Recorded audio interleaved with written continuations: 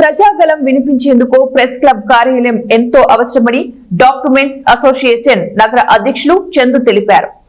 ఆయన press club కార్యాలయానికి వచ్చి 12 కుర్చీలను అందించారు. ఈ సందర్భంగా మాట్లాడుతూ ప్రజల అవసరాలను గుర్తించి ప్రెస్ క్లబ్ ఏర్పాటునకు కృషి చేసిన అధ్యక్షులు సత్యనారాయణ గుప్తను అభినందించారు.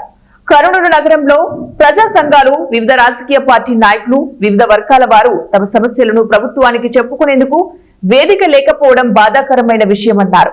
తమ సమస్యలను చెప్పుకోవడానికి వేదిక లేకపోవడం కొరతగా ఉందన్నారు. సంకల్పం మంచిది కావడంతో గుప్తా గారు ఆధ్వర్యంలో ప్రెస్ క్లబ్ ఏర్పాటు కావడం అభినందనీయమన్నారు. కర్నూలులో ప్రెస్ క్లబ్ లో సౌకర్యాలలో భాగంగా తన వంతు సహాయం అందిస్తున్నామన్నారు.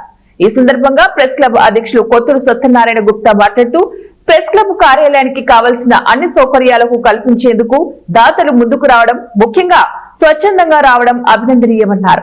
ఎన్ని అవాంతరాలు వచ్చినా కూడా ఇబ్బందులు ఉన్నా ప్రెస్ క్లబ్ ను ఉన్నత స్థాయిలో ఏర్పాటు చేసే లక్ష్యం దీక్షగా ముందుకు వెళ్తామన్నారు.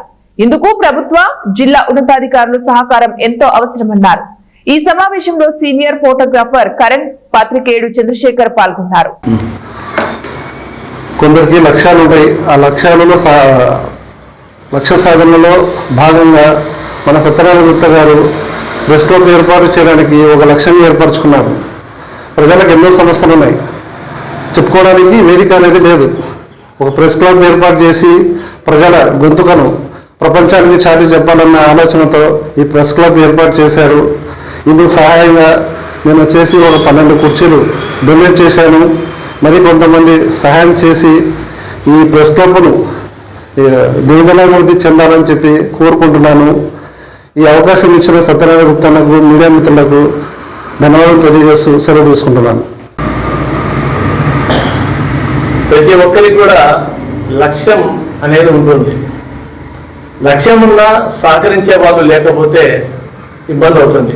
నిత్యము అవమానిస్తూ చేత కాదు ఇంకో హీనంగా మాట్లాడుతున్న వాళ్ళు ఎంతోమంది ఉంటారు. అయితే అవతల వారికి అలా మాట్లాడుతున్న తరుణంలో ఎదుటివాడు కూడా మామూలే సమాజంలో ఇటువంటివి అని అనుకుని ఒక అడుగు ముందుకు వేసి ప్రెస్ క్లబ్ కర్నూలు ఏర్పాటు చేయడం జరిగింది. 5 దశాబ్దాలుగా కర్నూలులో ప్రెస్ క్లబ్ లేదు.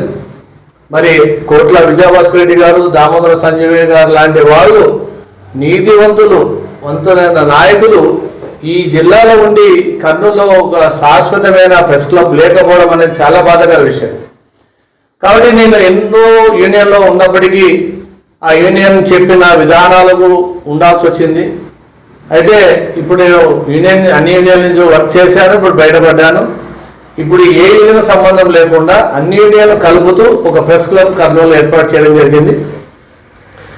సోషల్ మీడియాలో చూసి కర్నూలు ప్రెస్ క్లబ్ పెట్టారా, చాలా సంతోషం. మాకు సమస్యలు ఉన్నాయి, మా డాక్యుమెంటర్స్ కూడా చాలా ఇబ్బందులు గురవుతున్నారు.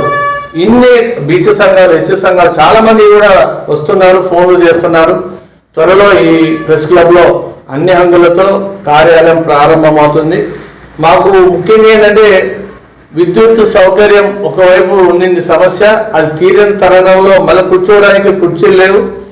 మన అడ్వకేట్ లక్ష్మీనారాయణ పాత్రికేయుడు, ఆయన కూడా కుర్చీలు ఇవ్వడం జరిగింది. ఇప్పుడు చంద్రు గారు స్వయంగా ఆయనే ఫోన్ చేసి ప్రెస్ క్లబ్ నా వంతుగా నేను మీకు సాయం అందిస్తాను, కూర్చోవడానికి పాత్రికేయ మిత్రులు, ప్రజలు కూర్చోవడానికి ఉండాలన్న సంకల్పంతో ఆయన సహృదయంతో, మామూలుగా ఏమంటే మనం వెళ్ళి అడగడం వేరే, వారే ముందుకు రావడం అనేది గొప్ప విశేషం.